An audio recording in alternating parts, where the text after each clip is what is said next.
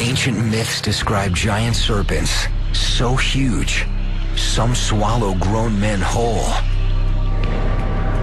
Today, one titanic snake brings the legends to life. A lethal alpha predator with powerful constricting muscles. A forked tongue for tracking prey in stereo. And curved teeth designed to hook flesh and never let go. Meet one of the planet's largest reptile carnivores, the python. Some species of python stretch over 6 meters and weigh over 100 kilograms. The world record holder, a species known as a reticulated python, measured over 9.5 meters. Yet stories persist of even larger beasts. In Indonesia, in 2003, news of a record-breaking mega snake makes startling headlines. Locals claim to have captured a reticulated python, measuring 15 meters, weighing over 450 kilograms. When put under a measuring tape, the big reptile, named Fragrant Flower, actually clocks in at less than half its reported size. Still massive, yet it leaves many wondering, can a 15-meter python ever truly roam the earth? The answer may lie in a living trail of evidence.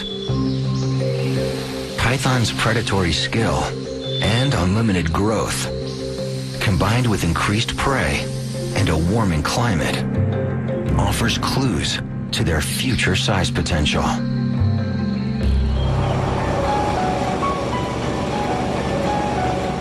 Florida, the Everglades, here, in the warm, wet habitat of the United States' largest subtropical wilderness, lives one of the planet's most massive snakes, Burmese pythons.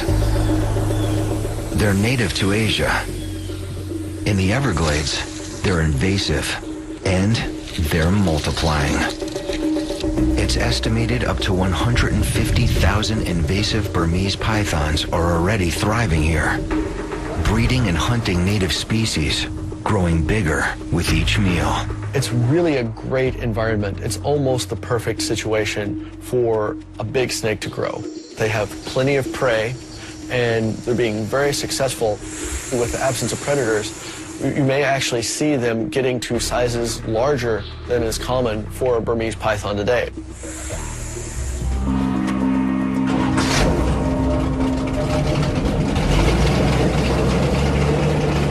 Biologist Joe Wazalewski is on the front lines of the battle to halt their spread.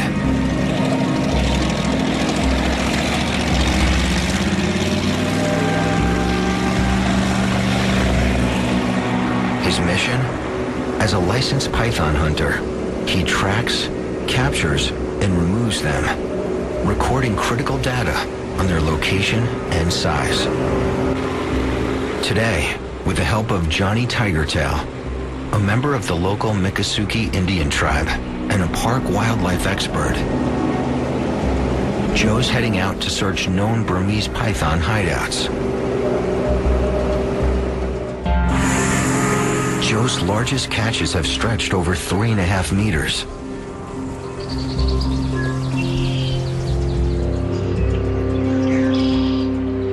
Yet at these sizes, pythons can weigh over 45 kilograms. Corralling them carries deadly risks.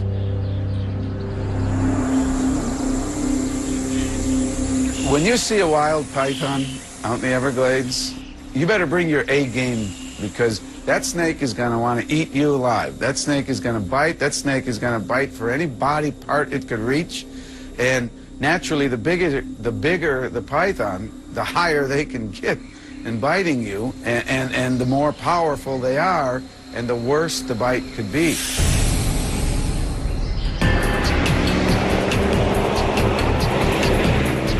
Joe and Johnny scour clusters of trees known as hammocks.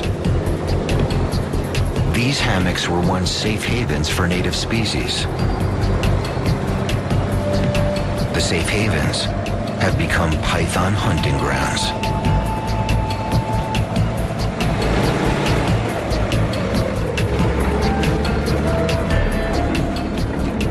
On a day like today, with the water being high, it wouldn't surprise me to see one up in the trees. That's right. That's where they've been spotted at. Okay. Just hanging right off the edge on these limbs. They also have been eating a lot of birds, and I'll bet the birds nest in there, too. Birds nesting in there, definitely. The fear is they could get into a colony and just wipe them out. And actually, I think I see some high ground over there, yeah? That's right. In there, I don't know, there's a couple of trails. They look interesting. Take a look at. On the hunt for hidden pythons, Joe enters the water, risking an alligator snapping jaws or a python strike. Something just went in here. The further in he wades, the harder it is to get out in a hurry. Right here. Could have been a snake.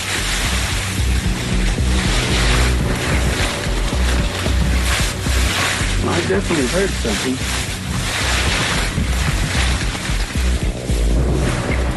The vegetation's too thick to push further.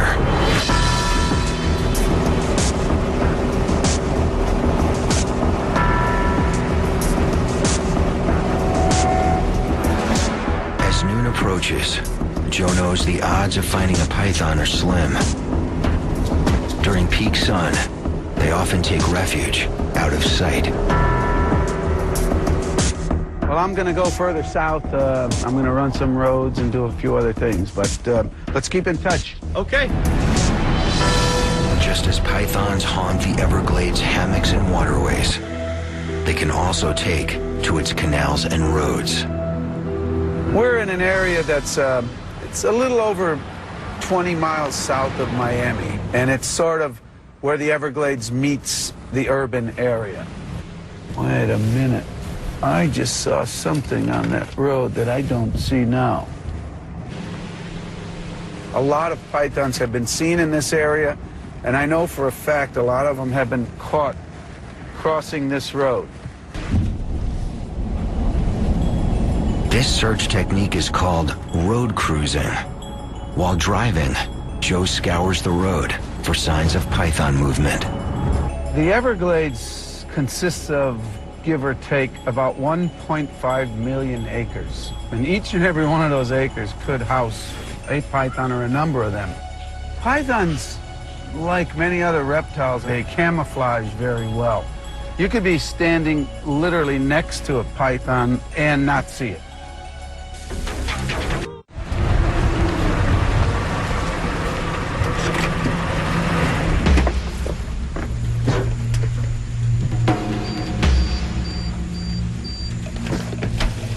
Joe pulls over and scans the roadside.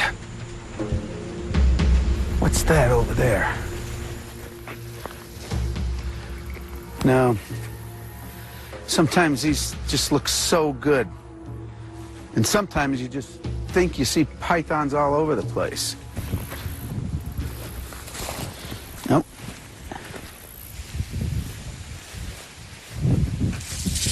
There's one!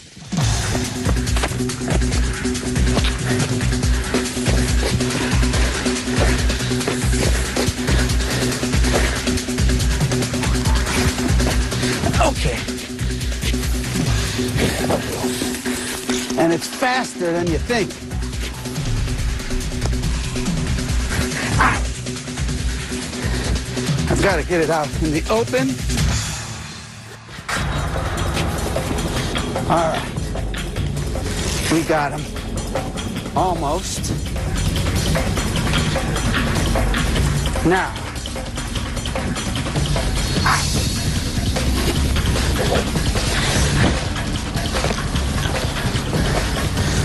Whew.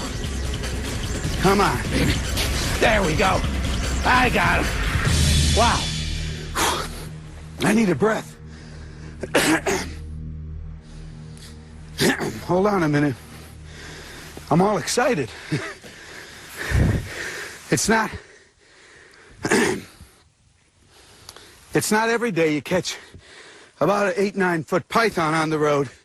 So they have 4 rows of teeth on the top, two on the bottom. The teeth are curved inward, and if he were to get a hold of you, let me tell you, it would hurt. It got a little piece of my jeans. It didn't get my leg, I don't think, this time. So I'm lucky. And believe me, those little teeth are razor sharp, and they're going to cut right into your flesh right quick. It is not fun to be bitten by one of these snakes. That's how you do it. Okay, we got him now. Now it's time to secure it in the bag, which is also easier said than done.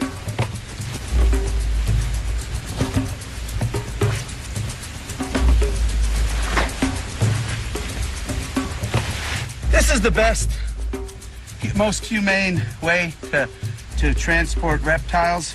They could breathe in and out with no problem. It's dark, so it's less stressful for snakes to be in these sacks. So, one python down.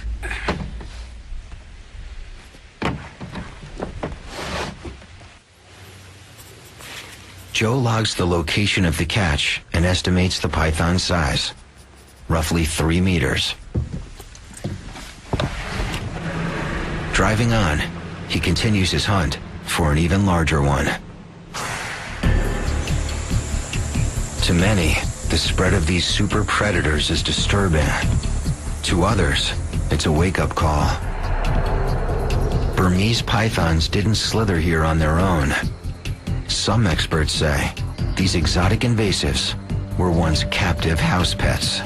Burmese pythons became really popular probably in the 90s because there was these genetic mutations. There was albinos, and then now they're green in color, and some of them don't have pattern, and people like to breed them for all of these different color morphs. For some overwhelmed pet owners, what starts as a tiny juvenile soon becomes too much snake to handle. People are releasing these pythons. It's not only because of size, it's because of something changed in their life, where the python was a novelty and was a good pet at one point, now it's not. Well, pet shops don't want them, the zoos don't want them. It's not fair for the snake or the environment, or the people. Although it's almost certain released pets have contributed to the python problem, another theory suggests the invasion may have begun with just a few escapees. In late August 1992, Hurricane Andrew blasted across South Florida. Category 5 winds destroyed several animal breeding centers. Countless exotic species escaped, including Burmese pythons. Once turned loose, they quickly turn feral and head out on the hunt for food. Most stalk the Everglades, feasting on wild species, but some may be living near residential areas, close enough to hunt the suburbs' most vulnerable prey. They have been known to take domestic animals, dogs, cats, chickens, those sort of animals, so there's a more readily available prey for them in those areas. It's rare, but sometimes pythons also take humans. In July 2009, in Oxford, Florida, one tragic attack reveals even a pet python's powerful instinct to feed. Inside this modest suburban home, as a 2-year-old child sleeps, the family's Burmese python escapes from its cage. The 2.5-meter snake slithers into the baby's crib, wrapping its body around her. It suffocates the young girl to death. Okay, and what's the problem? Tell me exactly what happened. Our snake, we have a Burmese python, and she's about 12 foot long. She got out of the cage last night and got into the baby's crib and strangled her to death.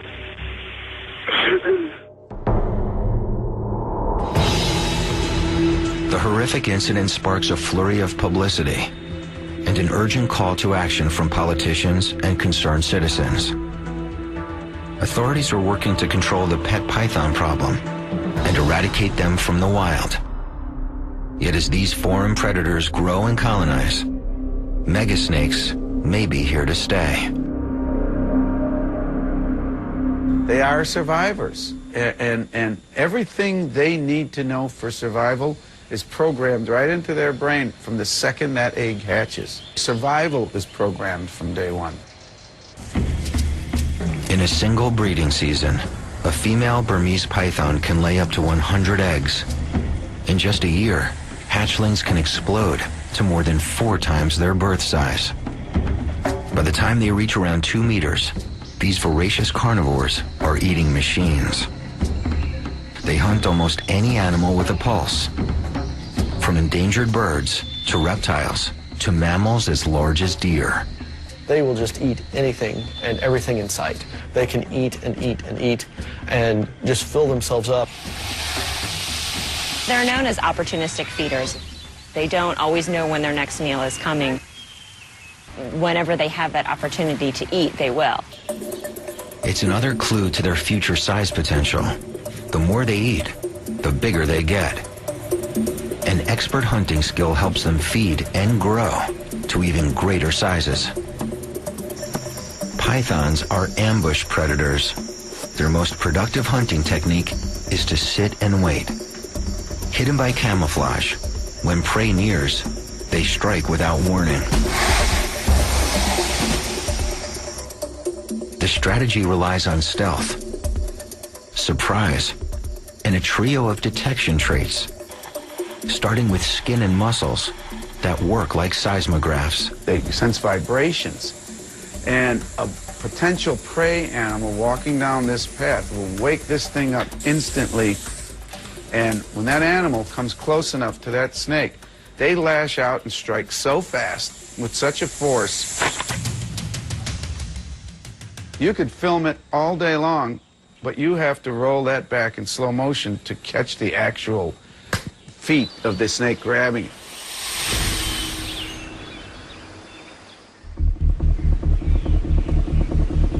And to hone their hunt even further, a python has 2 lethal tools built into its head. First, facial nerve centers, called pit organs, register heat waves. By detecting thermal hotspots, a python can zero in on warm-blooded prey. And its second weapon offers even more acute, fatal radar. Each flick of a forked tongue picks up airborne scent particles. Inside their mouths, a sensor known as the Jacobson's organ samples the air, directing the snake to where the particles are strongest. Once pythons find their target, they use their jaws and teeth in a terrifying strike. They have over 100 teeth in their mouth. They'll use those teeth just to hold the animal. Pinning their meal with rows of razor-sharp teeth, pythons go in for a deadly embrace. And then they'll use their body, their coils, to wrap around the animal. They'll constrict their body tighter and tighter, cut off the air supply for the animal, asphyxiate them. Essentially going to stop circulation as well. And then after the prey is subdued, they're going to swallow it whole.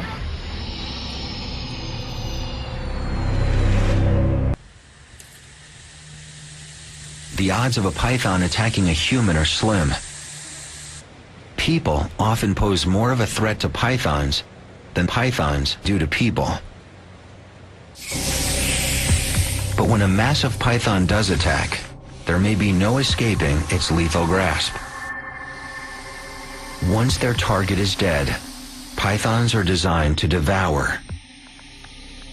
One of the remarkable adaptations about pythons is their hinged jaw, which makes it possible for them to swallow large food items. Snakes don't chew their food, they have to swallow their prey whole. Their upper and lower jaws connect by elastic ligaments, allowing their mouths to open 180 degrees. Bones in their lower jaws actually separate, and a ratcheting action draws the prey down in one long swallow. So this python can swallow something literally 3 times the diameter of its body. Then once most of the animal's body is inside, it uses this muscle to contract it and push it right to its stomach, where all the action takes place in terms of digestion.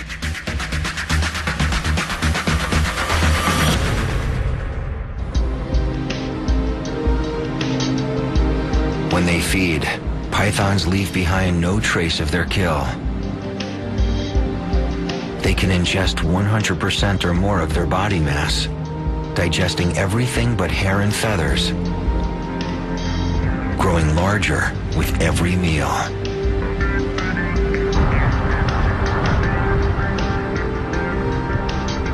Back on the abandoned roads at the edge of Everglades National Park, Joe is on the hunt for invasive Burmese pythons.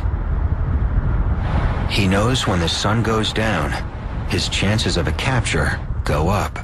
Snakes in general move at dusk, normally.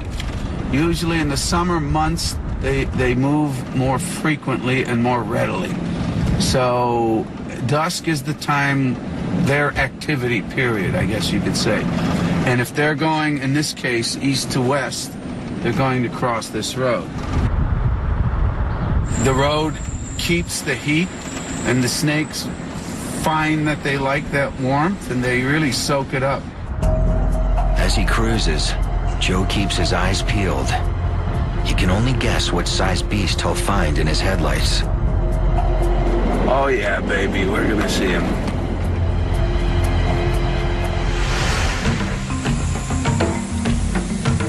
Most creatures, including humans, eventually stop growing. But pythons can keep growing as long as they live. There are several species that don't seem to have a maximum size. And if the individual of that species is lucky enough to live long enough, they just continue to grow until they die. It's a phenomenon known as indeterminate growth, and it's another clue to python size potential. In the wild, they can live up to 25 years, growing every year. In captivity, they can live over 30 years and potentially grow even longer. The captive python program at the Columbus Zoo in Columbus, Ohio, offers a laboratory for giant snake size potential. Here, one contender for world's longest python is about to be examined and exercised. Meet Fluffy, a captive reticulated python. We have a number of python species here at the zoo, but Fluffy by far is our largest species. She's quite impressive and in fact may hold the world record.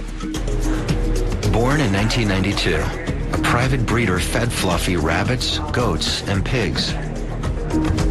Fueled by massive weekly meals, her growth skyrocketed. By the time she was 10, she was as long as a truck and as thick as a telephone pole.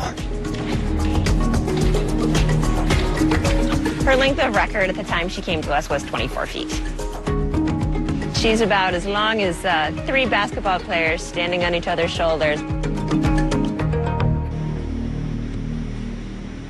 When Fluffy first came to the zoo in 2007, she was officially the world's longest captive python and weighed roughly 136 kilos.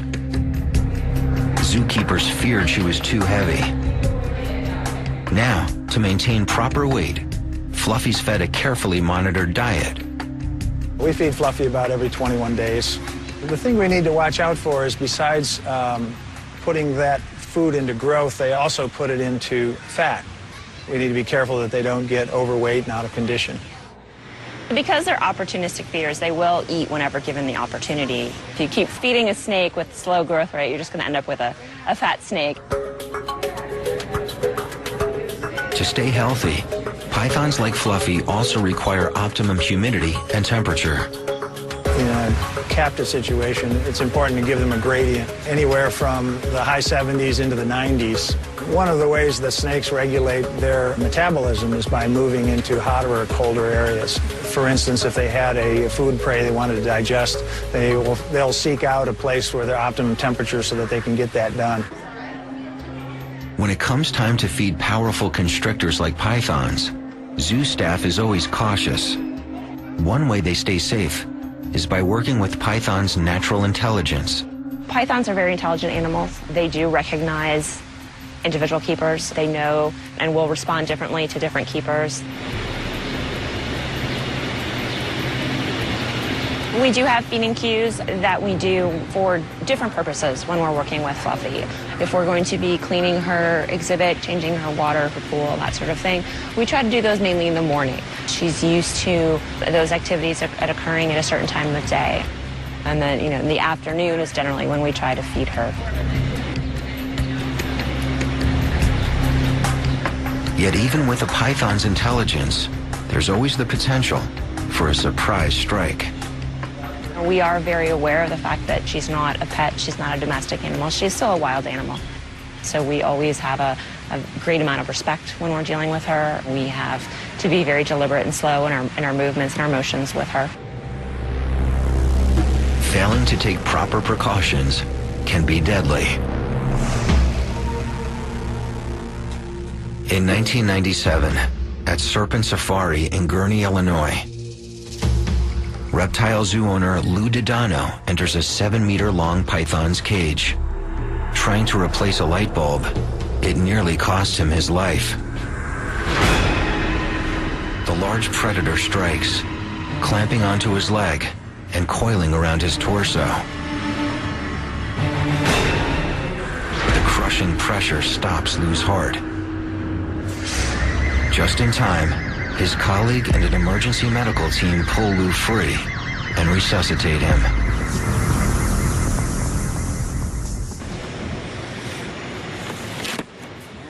And here at the Columbus Zoo, the team faces the same risks handling Fluffy. We have a minimum of two keepers that work with her at any given time. We also have, just for safety purposes, a standby team of 3 whenever we're working with that animal, which we do on a daily basis.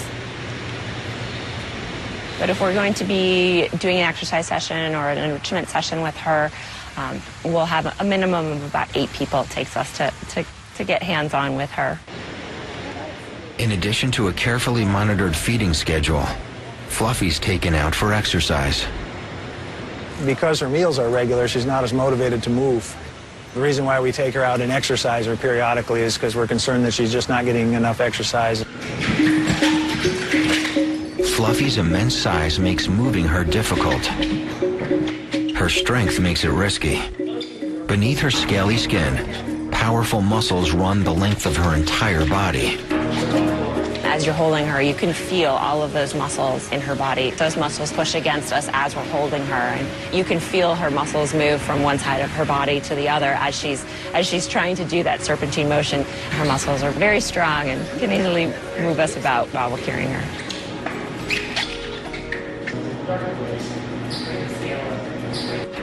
Here, the team weighs and measures her. What was it like? 99.4 kilograms. 99.4. Almost 100 kilograms. Next, using twine and a tape measure, the team tries to gauge her length.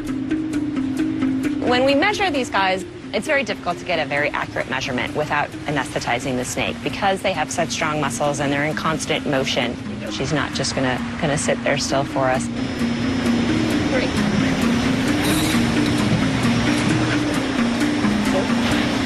She was measured today 20 feet 1 inches long. Before letting her loose, Dr. Barry gives Fluffy her annual physical exam. Most of the time, hopefully, a health check is just a visit to give a once-over to the animal and just make sure that we're not seeing any signs of disease, that the eyes are normal. Just sort of feel down the animal to see if we can detect anything, any abnormal bumps, the quality of the skin, etc. Good shape. Finally, the team releases Fluffy in the zoo's elephant enclosure. It's a large space, she can move around. It also provides an opportunity for enrichment. There's novel smells. Obviously, you can imagine an elephant smell is not something she's exposed to every day, so it gives her something to explore. The more exercise we can get her, the better. It's good for her, it's good for her heart, just like it's good for our heart to get out and exercise. At just 18 years old, Fluffy stretches over 6 meters. In captivity, she can continue growing for 10 or more years and ultimately shatter the record for python size. For now, zoo staff can only guess how big she can get. While increased availability of prey, superior hunting skill, and indeterminate growth help pythons feed and grow larger, a truly essential key to their size potential is a hospitable habitat, and it starts with temperature. For snakes, temperature and size are inextricably linked.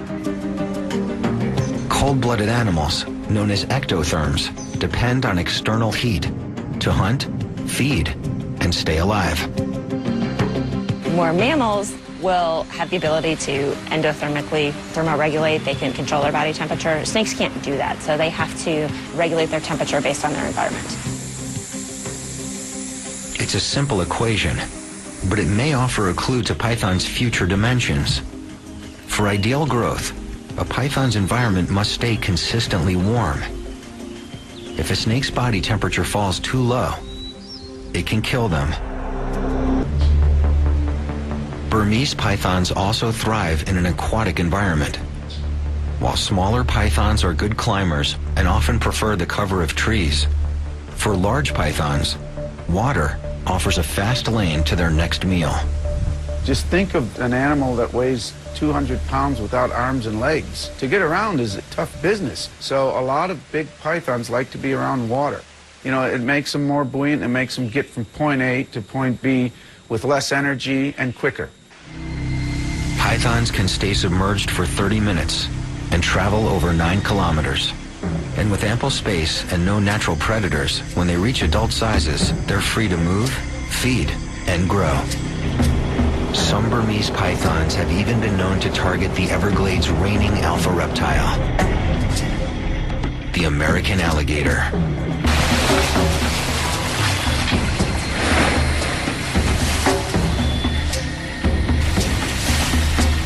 As this footage reveals, gators may be the only beast big enough to fight off a python strike.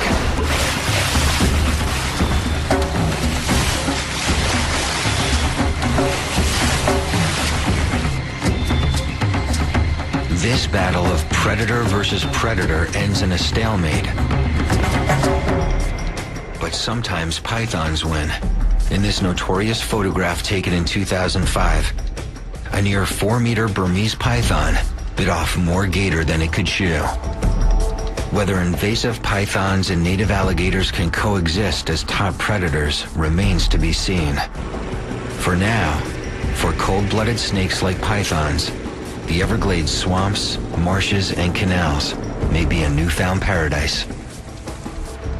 It offers another clue to their future size potential. In an aquatic habitat with no natural predators as adults and warm temperatures, these former pets may grow larger than any Burmese pythons ever seen.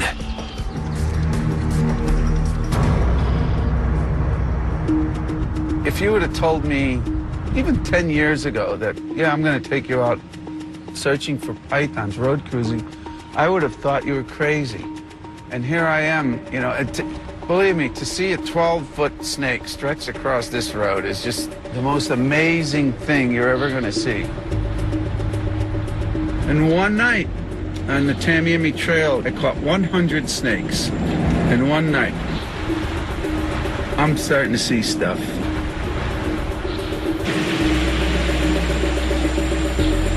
There you go.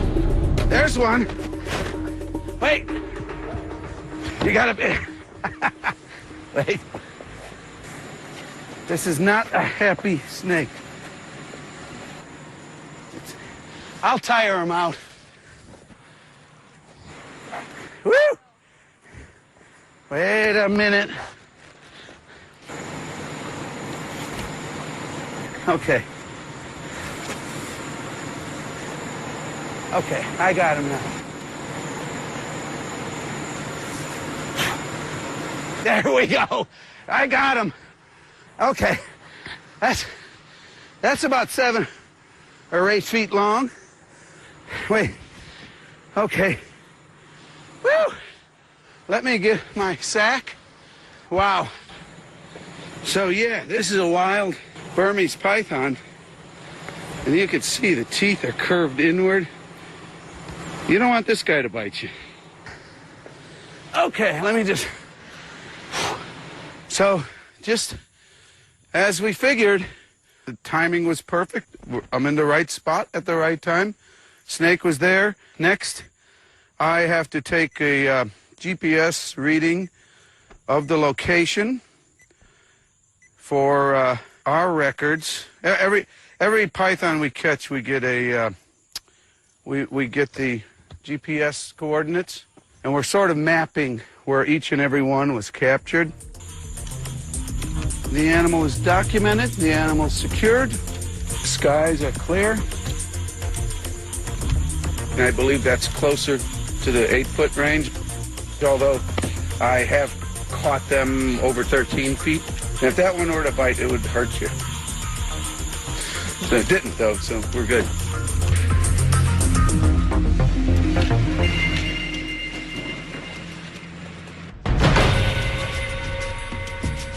More than 100 years ago, Amazon explorer Percy Fawcett described an encounter with an unknown snake species.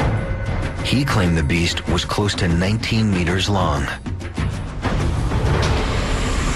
Modern stories persist of monster-sized snake giants, yet without evidence, the tales have remained the stuff of legend.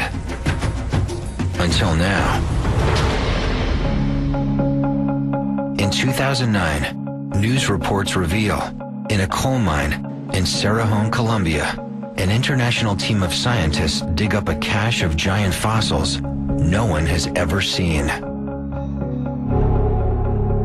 The prehistoric remains belong to the most massive snake ever to roam the earth. They name it Titanoboa.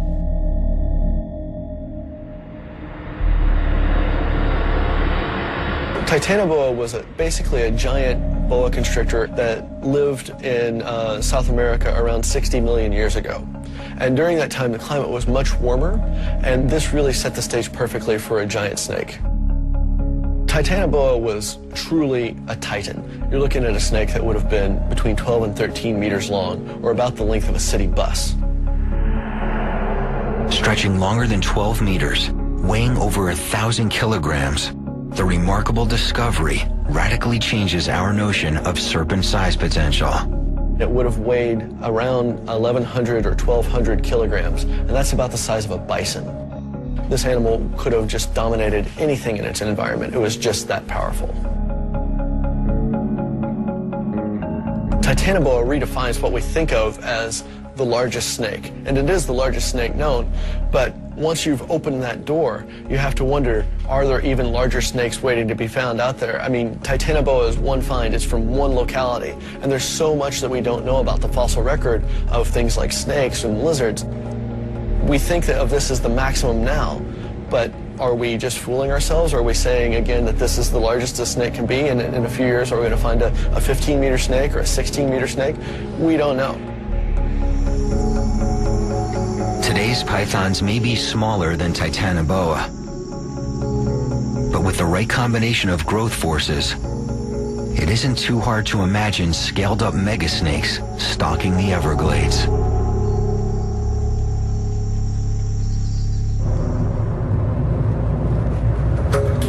I'm in Gainesville, Florida, where the University of Florida and the Florida State Museum is located. And at the Florida State Museum is where these pythons wind up once they're euthanized. In the field, we just collect some basic biometric data, some lengths and weights. In Gainesville, all the real work will be done. Days after his python hunt, biologist Joe Wazalewski is on his way to meet herpetologist Dr. Kenneth Crisco. Together, they'll conduct a necropsy, the invasive snake version of an autopsy. Burmese pythons are apex predators. They're predators that get to be a huge size. When a Burmese python is about 6 feet in length, they're literal eating machines. They want to eat and grow and reproduce quickly. The only way for them to do it is to consume every animal they can find, and that's pretty much what they're doing in the Everglades. We're finding birds in their stomachs, we're finding rats, mice, endangered species. In one Burmese python that was about 6 feet in length, there were 14 rats just lined up one after another. So we know when they get to this certain size, they need to grow fast, and they do that by consuming everything in sight.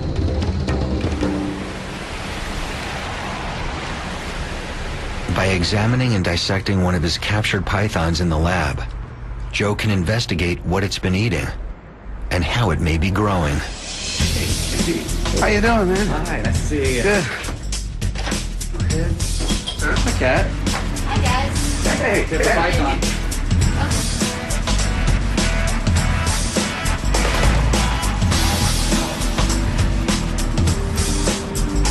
That's a Burmese python. Beautiful snake. It's not bad at all. No. Helped by Dr. Crisco's lab assistant, the team lays out the python. Let's get a snout vent on this animal first. Measuring the snake reveals its size class and estimated age. So we have 220 centimeters snout vent length. It's about approximately a little over 7 feet. And how big is the tail? So it's about 33 centimeters for the tail. So it's another foot. So it's a little over 8 feet total length. Nice little snake. This 2.4-meter specimen is a subadult, just old enough and big enough to be reproductive. What we'll do is we'll go ahead and start the incision right here, right down the ventral scales. And what we're going to do here is we're going to open it up and we're going to look at and examine its diet contents. For a Burmese python to grow from hatchling all the way through, adulthood into as large as it can get, it would have to consume probably hundreds, if not thousands, of individual prey items. So we got a lot of fat bodies right here for a nice small subadult animal. It's pretty healthy. Here's the liver right here. And then underneath that is the spongy material, which is the lung. And then, of course, this is surrounded by hundreds of fat bodies. So what we're going to do is go ahead and we're going to try to cut the fat bodies away from the organs very, very carefully. And we should get right to the stomach and the intestine. And there it is right there. Oh, yeah. Just be real careful and cut yourself. You made a nice little incision. Can you try to palpate whatever that is out? Oh, look at that. Look at that. What is that? Oh, a bone or a feather? Or... That looks like a feather. So what do you think? Look at it. Knowing where the python came from inside Everglades National Park, it's likely a wading bird, and of course, all wading birds are protected species. Impacting the... Yeah, absolutely. And you think about how many animals a snake this large has to consume just to reach this size. Really bad news. Inside an invasive snake's stomach, the necropsy team finds a feather belonging to a protected species. They preserve it for further analysis.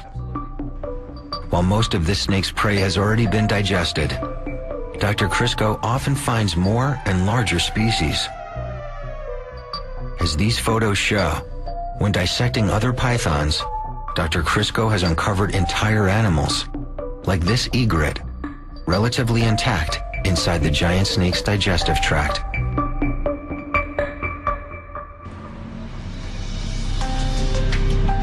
This time, once identified, the recovered feather will provide information about what the invasive snakes are eating and how they may be growing.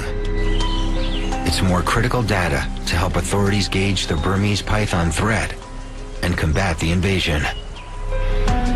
The more scientists study these amazing predators and prehistoric giants like Titanoboa, the more clues they uncover to the ultimate snake size potential. If supersized constrictors once roamed the earth, can a future snake giant someday return?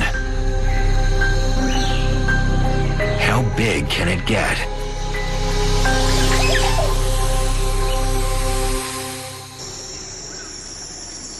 As Burmese pythons continue to colonize subtropical Florida, many see more than invasive predators on the loose. they see a future behemoth. It wouldn't be too outlandish to imagine a 10-meter Burmese python occurring in the Everglades. It's sort of like the perfect storm, the Everglades and Burmese pythons. Yet what would it take to turn today's Everglades python into a mega snake of even larger size? Giant snakes today growing to even larger, even more gigantic size would have everything to do with their environment and time. For a snake to be really large, they would need optimal temperatures. We're talking about 80s to 90s range. You make prey items big, you make them plentiful, and you put the animal in a very warm environment. A warming planet, large plentiful prey, superior hunting skill, indeterminate growth in a hospitable habitat with a perfect storm of growth forces. A legendary snakezilla may literally inherit the earth. There is a chance that in the future there will be some giant pythons in the Everglades. Some wonder if a Goliath snake isn't already out there. You know, this world now is a smaller place than it was 100 years ago. Most of it is explored, but not all of it. And I've even been to a few places where civilized man doesn't tread very often. So there could be that huge giant python out there somewhere. So, how big can it get?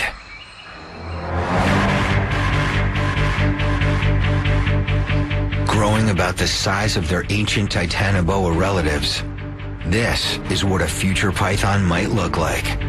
A slithering beast as long as a school bus, stretching close to 13 meters and weighing over 1,100 kilos. With a back rising to hip height, a body wider than a doorway,